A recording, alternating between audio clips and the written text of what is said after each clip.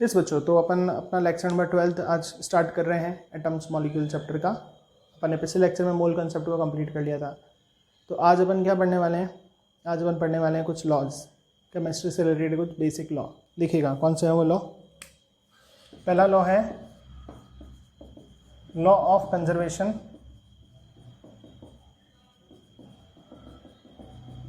Of mass.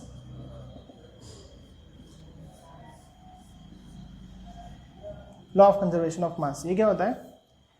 आप जब कोई केमिकल रिएक्शन करा रहे हो, सपोज करो आपने एक कंटेनर में कार्बन ले लिया, कोल ले लिया और उसको जला दिया। जलाया तो वो ऑक्सीजन से रिएक्ट कर लेता है। ध्यान रखो, जब भी किसी चीज़ को जलाते हो तो वो हवा में प्रेजेंट ऑक्सीजन से रिएक्ट कर लेता है और कार्बन डाइऑक्साइड बन गया। अब लॉ ऑफ कंजर्वेशन ऑफ मास से बोलता है जितना आपने चीज़ ली है उतना ही आपको वापस से बनेगी। जितनी ली हो उतनी तो बनेगी। भाई आपने 100 ग्राम ये लिया तो 100 ग्राम ही बनेगी चीज़। आप 200 ग्राम लोगे तो नई चीज़ 200 ग्राम ही बनेगी। एक क्लोज कंटेनर में करो काम, कुछ हवा में चीज़ एस्केप मत होने दो। तो जितना चीज़ रिएक्टेंट आप जितना लोगे उतना ही आपको प्रोडक्ट मिलेगा। कहीं मास लॉस नहीं होगा ना क्रिएट होगा। आपने लिया मान लो 10 ग्राम ये 10 ग्राम ये है और आप सोचे 200 ग्राम बन गया। वो कहाँ से आ जाएगा भाई 200 ग्राम? 10-10 लिया तो 20 ही मिलेगा ना।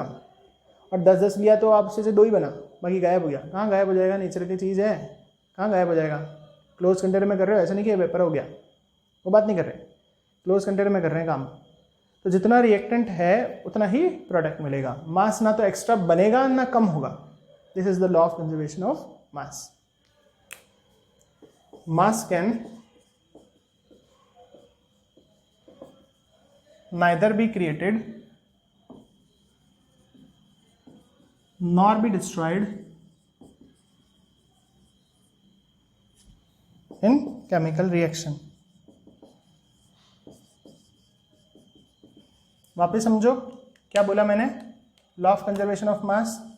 मास जो होता है नाइदर बी क्रिएटेड, ना तो क्रिएट होगा, 10-10 लेके कोई 40 नहीं हो जाएगा, नॉर बी डिस्ट्रॉयड, 10-10 लेके कोई 2 भी नहीं रह जाएगा इन chemical reaction. This is the law of conservation of मास। अच्छा, आपको ये पता है कि कार्बन का मास कितना होता है? पता है ना, 12। अगर 1 मोल की बात करें तो 12 ग्राम बोल देना। ऑक्सीजन का मास कितना होता है? 16 होता है 32। 1 मोल की बात करें तो 32 ग्राम बोल देना।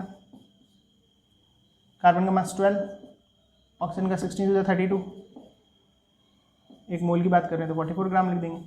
तो देखो रिएक्टेंट का मास कितना है? 30, 40, 42, 44 और प्रोडक्ट का कितना है? 44। है ना लॉ ऑफ कंजर्वेशन ऑफ मास। भाई एक एटम यहाँ, एक यहाँ, 2 यहाँ, 2 यहाँ, जितना यहाँ उतना वहाँ, ना डिस्ट्रॉय हुआ ना क्रिएट हुआ। This is the law of conservation of मास। ठीक है, लेवोशियर नाम का साइंटिस्ट था, उसने ये लॉ दिया था। देख लें अच्छे से, law of conservation of mass. Mass can neither be created nor be destroyed in chemical reaction. जितना लोगे उतना ही मिलेगा।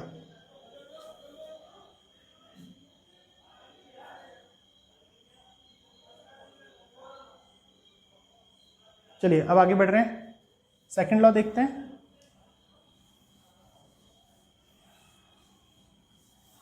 सेकंड लॉ है, ये जोसेफ प्राउस ने दिया था। ये लॉ क्या है? लॉ ऑफ डेफिनेट प्रपोर्शन या लॉ ऑफ कांस्टेंट कंपोजिशन भी बोल सकते हैं। ये क्या लॉ है इसको सीखना। जैसे सपोज करो वाटर है H2, तो इसमें कितने पार्टिकल हाइड्रोजन के दिख रहे हैं? 2। मास देखें तो 2। ऑक्सीजन का मास कितना है? 16। रेशियो निकाले तो 1:8। मैंने समझ जाओ, जब भी पानी बनाना है तो 1 पार्ट इसका लेना पड़ेगा, 8 पार्ट इसका लेना पड़ेगा, तभी H2 बनेगा, नहीं तो नहीं बनेगा। 1 इसका 8 इसका। ठीक है, ये है law of definite proportion. Suppose करो आपने क्या करा, 2 पार्ट तो हाइड्रोजन का ले लिया और 8 पार्ट इसका ले लिया। अब क्या होगा? अब ये होने वाला है कि भाई ये तो डेफिनेट है कि 1 8 से जुड़ेगा। 8 कितने से जुड़ेगा? 1 से। ये तो डेफिनेट है कि 8 कितने से जुड़ पाएगा? 1 से ही जुड़ पाएगा। तो एक्स्ट्रा 1 क्या हो जाएगा? वेस्ट। उसका कुछ नहीं होने वाला, ऐसे वेस्ट हो जाएगा, ऐसे हवा में उड़ जाएगा, उससे कोई पानी नहीं बनेगा। तो ये है law of definite proportion. Substances definite ratio में जुड़ते हैं तभी एक कोई कंपाउंड बनाते हैं। अगर एक का भी मास ज़्यादा ले लो कम ले लो उससे कोई फ़र्क नहीं है, वो तो डेफिनेट है। 8 1 से जुड़ना है तो 1 से जुड़ेगा। तुम यहाँ बोले 20 ले लो, 30 ले लो, 50 ले लो, 100 ले लो, उससे कोई मतलब नहीं है। 8 तो 1 से ही जुड़ेगा। ये है लॉ ऑफ डेफिनेट प्रोपोर्शन। तो नेचर ने ये भी एक लॉ बना रखा है नेचर में कि ये भी लॉ है क्या, हर चीज़ किसी दूसरी चीज़ से एक डेफिनेट अमाउंट में जुड़ती है। तुम ज़्यादा लेके भी बैठ जाओ उससे कोई मतलब नहीं है। ज़्यादा लेके बैठ जाओ कोई मतलब नहीं है। वो जितनी चीज़ उससे जुड़नी है उतनी ही जुड़ेगी, बाकी वेस्ट रहेगी। ठीक है, तो ये लॉ क्या है? According to this law, element combine in या atoms combine in definite ratio by mass to form compound। Definite ratio में जुड़ेंगे तभी कंपाउंड बनेगा। जैसे एग्जांपल H2O, तो किस रेशियो में जुड़े H और O? 1:8। और एग्जांपल देखो, जैसे एग्जांपल 2 बोले NH3 में N और H का परसेंटेज बताओ, परसेंटेज नहीं रेशियो बताओ। नाइट्रोजन तो होता है 14 मास, हाइड्रोजन का 3, तो what is it ratio? 14:3। Suppose करो आपने 6 पार्ट ले लिए हाइड्रोजन के और 14 पार्ट नाइट्रोजन के। मान लो 6 ग्राम ये ले लिया, 14 ग्राम ये ले लिया, तो आप सोचें कि 20 ग्राम चीज़ बन जाएगी क्या? नहीं। अमोनिया 20 ग्राम बन जाएगा? नहीं बनेगा। अमोनिया तो कितना बनेगा? 14 तो 3 से ही कर सकता है। अमोनिया तो 17 ग्राम में बनेगा। फिर बाकी का 3 का क्या होगा? वेस्ट, इधर उधर घूम रहा है, वेस्ट है वो रिएक्ट नहीं कर रहा है। 14 तो 3 से ही करेगा। ऐसा अपने रेशियो निकाल के चेक कर। अभी ऐसे बोले CO2 में कार्बन और ऑक्सीजन का रेशियो बताओ, तो कार्बन का मास तो याद करना पड़ेगा ना भाई, ऑक्सीजन का 16 to 32। अब रेशियो क्या हो गया? 4 3 जा 12, 4 8 जा 32, मीन्स 3:8। मतलब ऐसे भी सोच सकते हो 3 ग्राम वो ले रहे हो तो 8 ग्राम वो, 11 ग्राम, ऐसे भी सोच सकते हो। तो this is the law of definite proportion. कोई भी कंपाउंड होगा उसमें एलिमेंट डेफिनेट रेशियो में ही होंगे। जैसे कार्बन डाइऑक्साइड में कार्बन और ऑक्सीजन का रेशियो 3:8, 3:9 नहीं हो रहा, 3:10 नहीं हो रहा, 4:5 नहीं हो रहा, फिक्स है ना ये 3:8। करके देखा ना अभी, तो एलिमेंट का रेशियो डेफिनेट है। मतलब 3 पार्ट 8 से ही जुड़ेगा। अब तुम ज़्यादा ले लो कम ले लो उससे कोई मतलब नहीं है। 3 तो 8 से जुड़ेगा कार्बन डाइऑक्साइड में, पानी में 1 8 से जुड़ेगा, अमोनिया में 14 3 से जुड़ेगा। अब तुम ज़्यादा लो कम लो किसी को भी उससे कोई मतलब नहीं है। इतना इतने से ही जुड़ेगा, इतना इतने से ही जुड़ेगा। डेफिनेट है ये, इतना इतने से ही जुड़ेगा। ये फिक्स कर दी बात। This is the law of definite proportion. Definite proportion में, डेफिनेट रेशियो में ही चीज़ें जुड़ती हैं। तुम इसको ज़्यादा कर दो क्वांटिटी और इसको इतने रहने दो तो उससे मतलब नहीं, ये इतने से ही जुड़ेगा।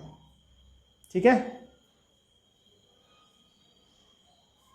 देख लें अच्छे से।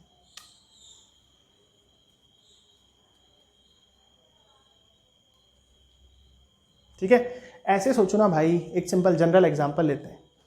जैसे मार्कर है, इसमें क्या है? मार्कर में क्या होती है? रिफिल होती है। ठीक है, क्या है ये? अंदर रिफिल है कि नहीं है? रिफिल है ना ये। तो मैं बोलूँ कि मैं एक ये कवरिंग है और एक रिफिल है, मैं बोलूँ ये 1:1 के रेशो में जुड़ रहे हैं, मतलब कि 1 में 1 ही जा सकता है। मैं बोलूँ कि मैं 2 रिफिल लेके बैठ गया, तो तुम तो भाई कितनी लेके बैठ जाओ, 2 लो 10 लो, लेकिन एक तो एक से जुड़ रही है ना। This is the definite, this is the law of definite proportion. समझ में आया कि नहीं आया? भाई मैंने बोल दिया कि ये एक एक से जुड़ रहा है। अब तुम रिफिल 2 ले लो, 4 ले लो, 6 ले लो, यहाँ पे इकट्ठी कर लो और भी पेन में डालो। तो जगह तो इतनी है ना, एक में तो एक ही जाएगा ना, 2 कैसे जाएगा, 3 कैसे जाएगा? डेफिनेट। बाकी की रिफिल ले पड़ी है, तो मार्कर बनने में तो 1:1 ऐसे, वाटर बनने के लिए 1:8, अमोनिया बनने में 14:3। समझ में बैठा होगा कुछ? डेली लाइफ के कुछ एग्जांपल सोचा करो। चलो बच्चों, तो अपन ने ये लॉ देख लिया है, लिख लें आप अच्छे से अपनी कॉपी के अंदर। 2 लॉ अपने हो गए हैं।